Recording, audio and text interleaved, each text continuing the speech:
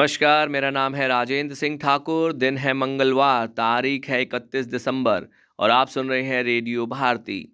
सबसे पहले हेडलाइंस। पुराने समाचार पत्र पत्रिकाओं से देश का विकास, पीएम मोदी ने दिया ग्रामीण लाइब्रेरी का अद्भुत विचार।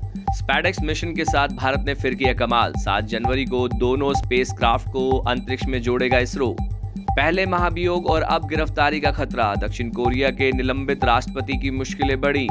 नए साल के पहले दिन दुनिया की आबादी भी बनाएगी रिकॉर्ड। बैंकों का फंसा कर्ज बढ़ेगा, आरबीआई की आशंका। अडानी विल्मर में पूरी हिस्सेदारी क्यों बेच रहा अडानी ग्रुप, कौन है खरीदार। रमेश बाबू वैशाली ने फिडे वर्ल्ड बिलियर्ड्स चैंपियनशिप 2024 के लिए महिला वर्ग के नॉकआउट चरण के लिए पात्रता हासिल की। यूपी रुद्राज ने पिछले विजेता कलिंग लॉरेंस को 3-1 से हराया। अब खबरें विस्तार से। भारत के छोटे छोटे गांवों और कस्बों में पढ़ने और अर्थपूर्ण चर्चा की परंपरा विकसित करने के लिए प्रधानमंत्री नरेंद्र मोदी ने एक बेहतरीन विचार दिया है। पुरानी पुस्तकों, पत्रिकाओं और समाचार पत्रों के नए तरह के उपयोग से इन स्थानों के लोगों की बौद्धिकता बढ़ेगी और राष्ट्र के विकास में मदद मिलेगी। स्पेडेक्स मिशन के साथ भारत ने फिर कमाल कर दिया है। श्री हरिकोटा के सतीश धवन अंतरिक्ष केंद्र से सोमवार रात 10 बजे 44.5 मीटर लंबे ध्रुवीय उपग्रह प्रक्षेपण यान C-60 रॉकेट ने 2 छोटे अंतरिक्ष यानों चेजर और टारगेट के साथ सफलता की उड़ान भरी। भारतीय अंतरिक्ष अनुसंधान संगठन ने कहा, दोनों अंतरिक्ष यान सफलतापूर्वक अलग हो गए हैं।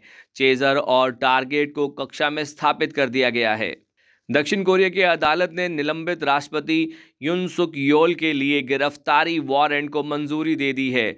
राष्ट्रपति युन सुक योल पर 3 दिसंबर को मार्शल लॉ लागू करने के फैसले पर महाभियोग लाया गया था और सत्ता से निलंबित कर दिया गया था। संयुक्त जांच मुख्यालय ने एक बयान में कहा, संयुक्त जांच मुख्यालय की तरफ से निलंबित किए गए राष्ट्रपति युन सुक योल के लिए गिरफ्तारी वारंट और तलाशी वारंट सुबह जारी किया गया है।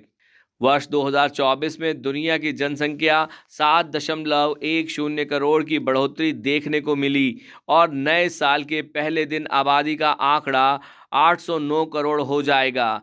यूएस सेंसेक्स ब्यूरो द्वारा सोमवार को जारी अनुमान की माने तो 2024 में आबादी में हुई 0.9% की वृद्धि 2023 की 7.50 करोड़ बढ़ोतरी की तुलना में थोड़ी कम है।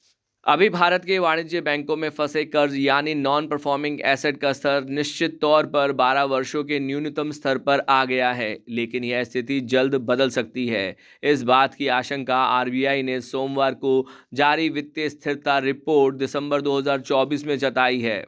अरबपति गौतम अडानी का group FMCG joint venture Adani Wilmer से पूरी तरह बाहर निकल रहा है। अडानी इंटरप्राइजेज ने एक बयान में कहा कि अडानी विल्मर की 31.06% हिस्सेदारी विल्मर इंटरनेशनल को बेची जाएगी, वहीं बाकी 13% हिस्सेदारी खुले बाजार के जरिए बेची जाएगी ताकि मिनिमम पब्लिक शेयर होल्डिंग के नियमों का पालन किया जा सके। अडानी इंटरप्राइजेज लिमिटेड के पास अडानी विल्मर लिमिटेड में कुल 43.94% हिस्सेदारी है।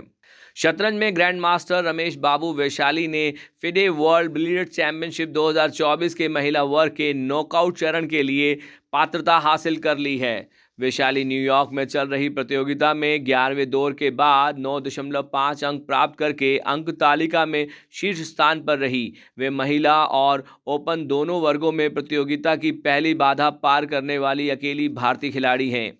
उन्होंने करिशा यिप के साथ खेल बराबर करके आज यह उपलब्धि हासिल की। हॉकी इंडिया लीग में कल यूपी रुद्राज ने पिछले विजेता कलिंग लॉरेंस को 3-1 से हरा दिया। लॉरेंस के लिए एकमात्र गोल एनरिक गोजालेज ने किया।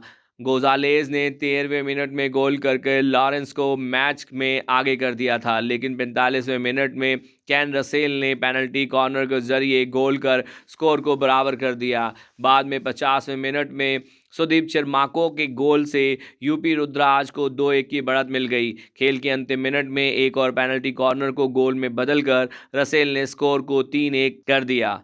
अब हम लेते हैं आपसे विदा इस वादे के साथ कि आप जुड़े रहेंगे रेडियो भारती के साथ। धन्यवाद।